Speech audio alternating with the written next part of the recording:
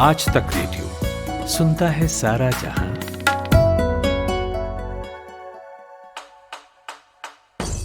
नायक और खलनायक, विद्वान और महारथी, कला के ऐसे सितारे जो अब भी आसमान में चमकते हैं, और ऐसी हस्तियां जो इतिहास में अमर है। ये वो लोग जो मशहूर हैं। ये है नामी गिरामी।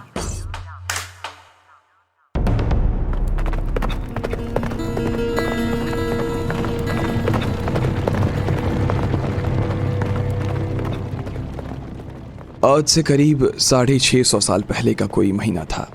उज्बेकिस्तान के समरकंद से एक कबीलाई फौज दुनिया फतह करने निकली थी।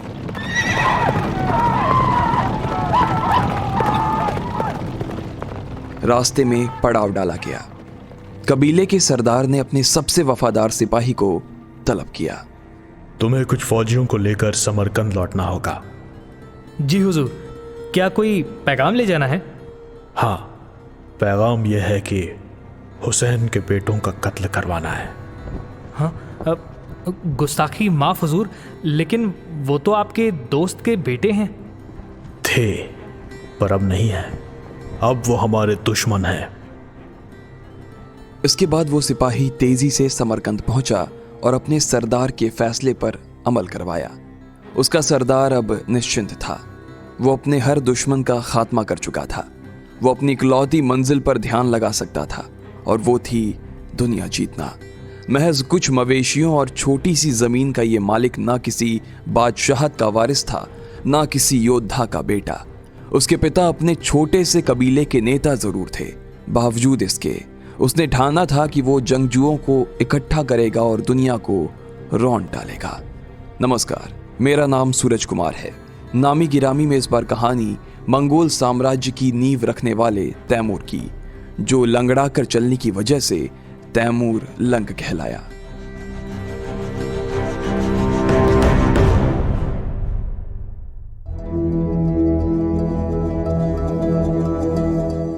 समरकंद उन दिनों डामाडोल हालत में था। अलग अलग गुट सत्ता की लड़ाई में मुब्तिला थे। तैमूर शुरू से ही लड़ाकू और महत्वाकांक्षी प्रवृत्ति का था, तो जल्द ही स्थानीय शासक कगजन की फौज में शामिल हो गया। कगजन तैमूर से खुश था, सो उसे मींग बशी यानी कि अपनी एक रेजिमेंट का कर्नल बना दिया। तैमूर रेजिमेंट का खूब ख्याल रखता था। इस दौरान एक विवाद में कगजन की हत्या कर दी गई। एक तरफ कगजन का तख्त पानी की लड़ाइयां चलने लगी, दूसरी तरफ तैमूर के पिता की मौत हो गई। अब तैमूर के सामने चुनौती थी कि वो कैसे अपना अस्तित्व बचाए रहे। समरकंद का झगड़ा भी सुलझा भी नहीं था कि मंगोलियन शासक हकन तुगलुक भी इसमें कूद पड़ा। ताकतवर तुगलुक के सामने कौन टिकता? तैमूर भी नहीं टिका और उसकी अधीनता मंजूर कर ली। अलीगढ़ मुस्लिम यूनिवर्सिटी में डिप्लोमेटिक हिस्ट्री पढ़ाने वाले प्रोफेसर एम वसीम रजा बताते हैं, जिन्होंने अफगानिस्तान और उसके आसपास के मुल्क पर गहरी रिसर्च की है। अमीर तैमूर, जो अभी तैमूर हैं, सिर्फ तो अमीर नहीं बने हैं, अमीर बाद में जाकर होते हैं। वो तैमूर जो है वो शुरू से ग्रुप्स ऑफ ट्रूप्स को लेकर के लीड करते हैं और आहिस्ता से करके अपनी जो है ताकत बढ़ाते हैं, और इतना ताकत बढ़ाते हैं कि आसपास के जो रूलर्स हैं या ये हैं उन तक बात पहुंच जाती है। तो फिर बाद में जाकर के अमीर कज़गन जिसकी बात कर रहे हैं, और उसके बाद का मामला जो है वो अमीर तैमूर उनकी आर्मी में ज्वाइन करते हैं, और उनका तुमन करके एक आता है, एक टर्म तुमन, 10,000 जो है वो लकब है। वो तो 10,000 फौज है, 10,000 जिसे वहां पे ट्राइबल जो सिस्टम है बारलास टर्क्स में, वहां अपने ट्राइब ग्रुप्स को जो है लेकर के वो 100,000 10,000 तक के इस तरह से ग्रुपिंग करते हैं वो अपने लोगों को, और उसको वो जिसके साथ जाना होता है उस रूलर के साथ वो चले जाते हैं। इसलिए उस वहां पे तैमूर का जो रोल है वो एज ए तुमन है, 10,000 कमांडर के हैसियत से है। तुगलुक की सेना में कमांडर बन चुके तैमूर कुछ ही सालों में उसका सबसे वफादार सिपाहसालार बन गया। निर्णायक युद्ध को वो खुद संभालता, लेकिन इन सब के पीछे उसका सिर्फ एक ही मकसद था, सत्ता को हथिया लेना। जल्द ही उसका ये चेहरा भी सामने आया जब तुगलुक ने अपने बेटे इलियास को सत्ता सौंपी। तैमूर ने बगावत का झंडा उठा लिया। इलियास को हराना आसान नहीं था, तो तैमूर ने अपने पुराने दोस्त और कगजन के पोते हुसैन को याद किया। दोनों ने मिलकर इलियास पर हमला बोला, मगर कामयाब ना हो सके। इसके बाद उन्होंने अफगानिस्तान के सेस्तान में शरण ली, जहां के राजा ने दोनों को अपनी सेना में पद दे दिए। तैमूर की बदकिस्मती का अंत नहीं था, क्योंकि उन्हीं दिनों सेस्तान पर एक और हमला हुआ और यहां भी हार तैमूर के हिस्से आई। कुछ इतिहासकारों का मत है कि यहीं तैमूर इस तरह घायल हुआ कि जिंदगी भर उसके शरीर का दाहिना हिस्सा ठीक से काम नहीं कर पाया। बावजूद इसके तैमूर ने हौसला नहीं हारा। खुद को और अपनी बची खुची सेना को समेटकर उसने एक बार फिर इलियास पर हमला बोला। इस बार किस्मत तैमूर और हुसैन के साथ थी। इलियास उनका बंदी था। उन्होंने इलियास के सभी इलाकों पर कब्जा तो किया ही, साथ ही उनके हाथ अब समरकंद भी था। हुसैन अब अमीर था और तैमूर उसका दाहिना हाथ। लेकिन ये दोस्ती जल्द ही दुश्मनी में तब्दील होने वाली थी और हुसैन का दाहिना हाथ तैमूर समरकंद का असली मालिक होने वाला था। Professor M Wasim. जब आमिर हुसैन के साथ वो आते हैं तो आमिर हुसैन के साथ उनका रिश्ता हो जाता है, उनकी बहन के साथ उनकी शादी होती है तैमूर की, और दोनों मैट्रिमोनियल अलायंस और मैट्रिमोनियल रिश्ते में भी जो है बंध जाते हैं। इसके बावजूद भी जो है जब ये लोग बल्ख के इलाके में आते हैं, समरकंद के इलाके में, तो वहां पे जब इनका कब्जा होता है तो ये हुसैन साहब जो है वो 2 शहरों पे कब्जा करते हैं और बाकी इलाके पे, समरकंद के इलाके में जो है वो तैमूर का कब्जा होता है। लेकिन बाद में चल करके वो एक तो मामला यह है कि जो कुछ भी लूट और माल का मामला होता है वो आपस में तफरका पैदा करता है दोनों में, और वो जो है वो 2 जो शहरों पे कब्जा किए हुए अमीर हुसैन, उनको भी तैमूर लेना चाहते हैं और फिर उस पर हमला भी करते हैं और चढ़ाई करते हैं और उसमें जो है हुसैन साहब मारे जाते हैं। ये सिर्फ इक़्तिदार की कहानी है। बेसिकली वो अमीर तैमूर शुरू से ही एम्बिशियस है, बहुत ज्यादा जो है उनके अंदर जीतने की ख्वाहिश और अपने दुश्मनों को जो भी है सामने उसको हटाने की कोशिश जो है करते हैं। 1370 तक तैमूर चंगेज खान से प्रेरित होकर अपनी भारी भरकम सेना बना चुका था। वो सिर्फ उज़्बेकिस्तान तक ही महदूद नहीं रहना चाहता था, लेकिन उसे यह भी डर था कि सरहद से निकलते ही उसका दबदबा खत्म ना हो जाए। इसके लिए उसने एक वफादार को अपना साम्राज्य संभालने के लिए खान बना दिया और दूसरी तरफ हुसैन के बचे खुचे बेटे और रिश्तेदारों को मरवा दिया। तैमूर की खूंखार सेना सेंट्रल एशिया से लेकर साउथ एशिया तक टूट पड़ी। अगले 16 साल तक वो खून बहाता रहा और जॉर्जिया जाकर तलवार के बूते वहां के शासकों को इस्लाम कबूलवा दिया। तैमूर जिस इलाके को जीतता था वहां लूटपाट करके खुद नहीं रुकता था, बल्कि अपने किसी खास को नियुक्त करके आगे बढ़ जाता था। इसके बाद कड़ी मशक्कत के बाद उसने रूस कब्जाया और फिर 1392 में ईरान। अब उसकी नज़र हिंदू कुश पहाड़ियों की दूसरी तरफ बसे भारत पर थी, जहां के बारे में उसने खूब सुना था। Professor M Wasim. विस्तारवाद के सामने उनके सामने कुछ नहीं है, वो किसी को कुछ नहीं मानता है। वो मजहब को भी इस्तेमाल करता है, वो यसा जो चंगेजी लॉ हुकूमत करने का जो तरीका है उसको भी अडॉप्ट करता है ताकि वो उसके जस्टिफिकेशन बना रहे, क्योंकि वो सिर्फ तुर्क नहीं है बल्कि वो अपने आप को मंगोल भी मानता है, मंगोल की तरफ से भी जोड़ा, चूंकि वो मंगोल प्रिंसेस से भी शादी किया उसने जो है, तो इसके वजह से वो वहां का उसका एक और टाइटल तैमूर का जो है वो गुरगान करके है। गुरगान मतलब दामाद टाइप का, तो अमीर तैमूर गुरगान भी कहलाते हैं। तो दामाद ये मंगोलों के बन गए। अब मंगोलों के इलाके पे भी इनका जो है क्लेम बनता है। एक तो वो हुआ, और दूसरा मामला ये है कि इस्लामिक वर्ल्ड का जो है उस जमाने का वो एक छत्र बादशाह बनना चाह रहा था। जो क्रिश्चियन इलाका है वो रशिया का इलाका है, जॉर्जिया वगैरह का, तो वो तो कब्जा किया उन्होंने। उसके बाद फिर उन्होंने पूरे फारस के इलाके में पर्शियन जो एम्पायर है उस तरफ बढ़े। खुरासान, ग्रेटर खुरासान, उसमें पर्शिया भी है, सेंट्रल एशिया भी है, प्लस अफगानिस्तान का भी कुछ इलाका है। उसके बाद फिर ये जो है बगदाद की तरफ बढ़ते हैं, चूंकि उस जमाने में रूलर जो है वो मुस्लिम है, और जो जहां पे अटैक हुआ है 3 जगह दिल्ली का है, सीरी फोर्ट और जहांपना और ओल्ड दिल्ली, 3 जगहों पे तैमूर का जो है वो हमला हुआ है। 1398 में तैमूर ने दिल्ली फतह का निर्णय लिया, लेकिन दिल्ली तक पहुंचने का रास्ता शायद दुनिया का सबसे कठिन रास्ता था, जो हिंदू कुश की पहाड़ियों के ऊपर से होकर जाता था। बीच में नदियां, पथरीले रास्ते और रेगिस्तान थे, जो कि रास्ते को और दुर्गम बनाते थे। इनसे पार पा भी लिया जाए तो तैमूर की सेना का सामना भीमकाय हाथियों से होना था, जिन्हें तैमूर और उनकी सेना ने पहले कभी नहीं देखा था। तैमूर ने अपनी आत्मकथा मुल्फिज़त तिमूरी में लिखा है कि उसे सबसे ज्यादा डर भीमकाय हाथियों का था, जो आनन फानन में ना सिर्फ घर और पेड़ उखाड़ फेंकते थे, बल्कि सामने की दीवार को भी रौंदते हुए चले जाते थे। उनकी सूंड में इतनी ताकत थी कि वो किसी भी सैनिकों को लपेटकर पैरों से कुचल सकते थे। जब तैमूर ने भारत फतेह की ठानी तब दिल्ली के हालात कुछ ठीक नहीं थे। तख्त कब्जाने की लड़ाई में कोई एक शासक मजबूती से उभर नहीं पा रहा था। उधर पंजाब के जीते हुए इलाकों को अपने पोते पीर मोहम्मद को सौंपकर तैमूर कुछ वक्त के लिए समरकंद लौट गया, लेकिन मुल्तान की जंग में फंसे अपने पोते को बचाने के लिए वो 1 लाख की सेना के साथ फिर लौटा। इस सेना को उसने 2 हिस्सों में बांटा। एक उसके पोते की मदद के लिए गई, दूसरी के साथ वो दीपालपुर पहुंचा। तैमूरी सेना जिधर से गुजरती उधर ही शासक घुटने टेक रहे थे। शहर और गांव उजाड़ते हुए उसकी दोनों सेनाएं साथ आ गई। यहां से तैमूर ने अपनी सेना को दिल्ली की तरफ कूच करने का आदेश दे दिया। खुद वो राजस्थान के हनुमानगढ़ में भटनेर पहुंचा, जहां के राजा ने अपने दुर्ग में तैमूर के डर से भागे लोगों को शरण दी थी। भटनेर में भीषण युद्ध हुआ, जहां तैमूर के सिपाहियों को हिंदुस्तानियों का जोरदार सामना करना पड़ा। इन हिंदुस्तानियों में हिंदू मुस्लिम सभी थे।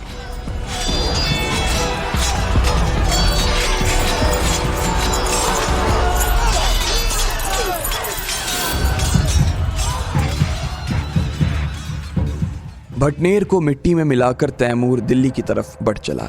रास्ते में खेत खलिहान, गांव, जंगल, लोग जो मिले उसने सभी को खाक कर दिया। दिल्ली के पास पहुंचकर लोनी में तैमूर ने अपना शिविर लगाया और यमुना नदी के पास एक टीले पर खड़े होकर हालात का जायजा लिया। हालांकि तब तक आपसी लड़ाई के कारण दिल्ली की ताकत बहुत घट चुकी थी, लेकिन तब भी उसकी 4 दीवारी के अंदर 10,000 घुड़सवार, 25 से 40,000 सैनिक और 120 हाथी तैमूर की सेना का सामना करने के लिए तैयार थे।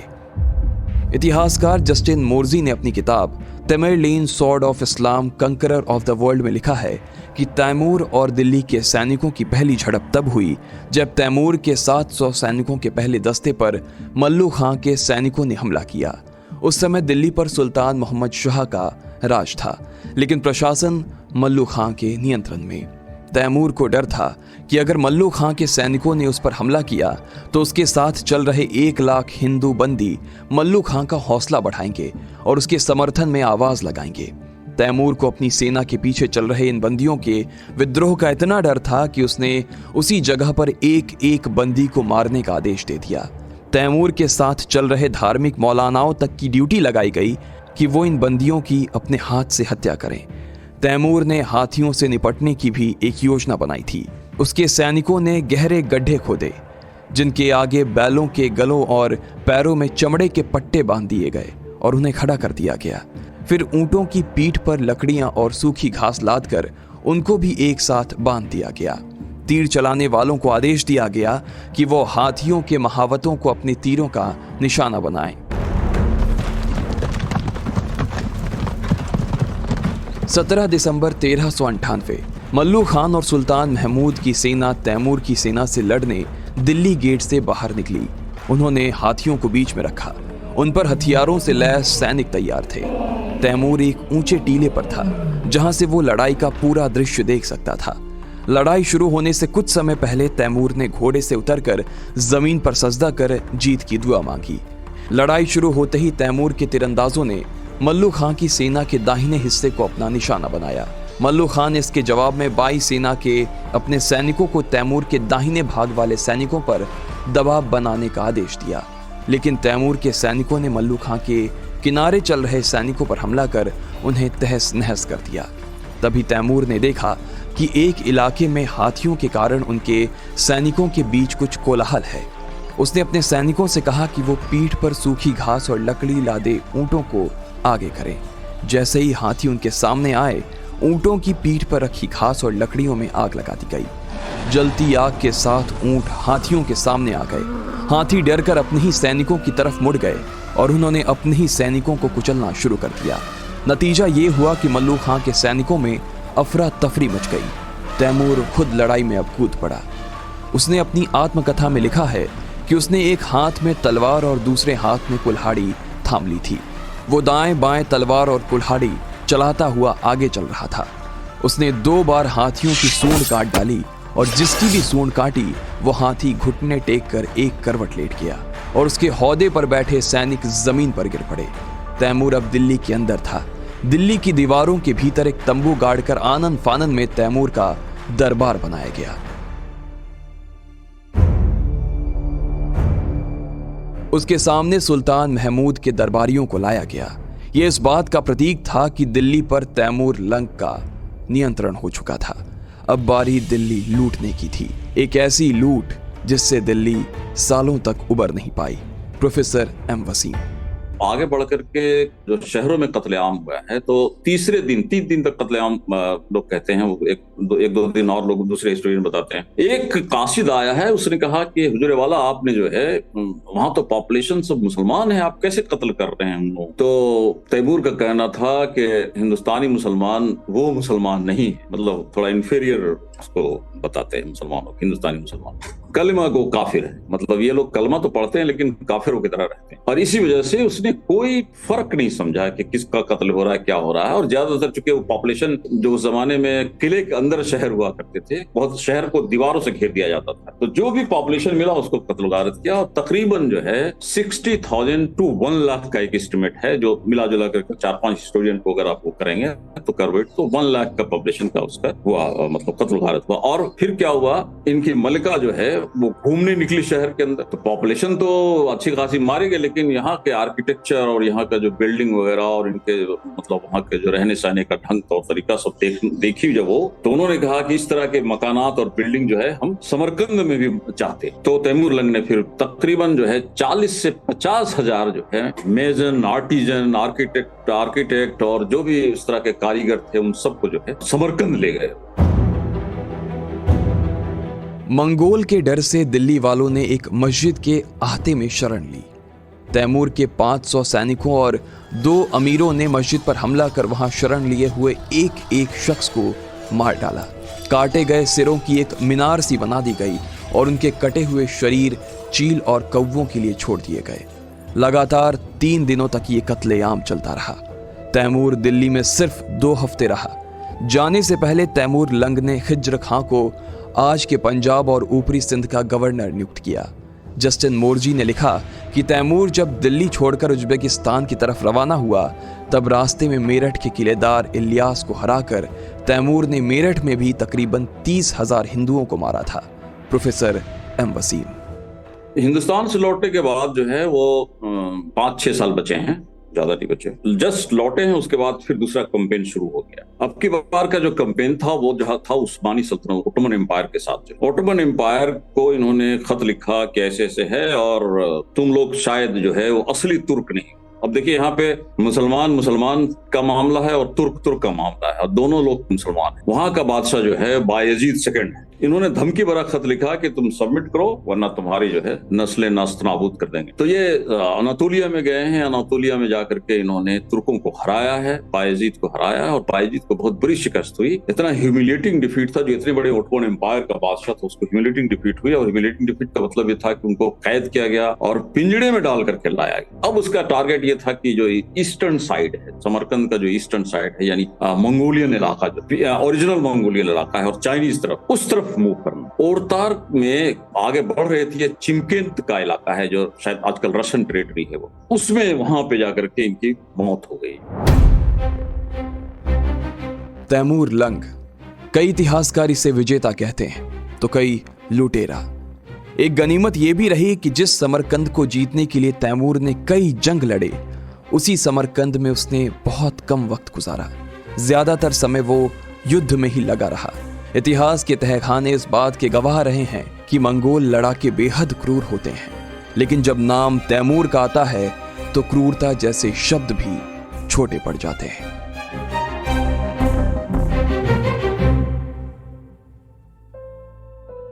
उम्मीद है आपको आज का एपिसोड पसंद आया होगा।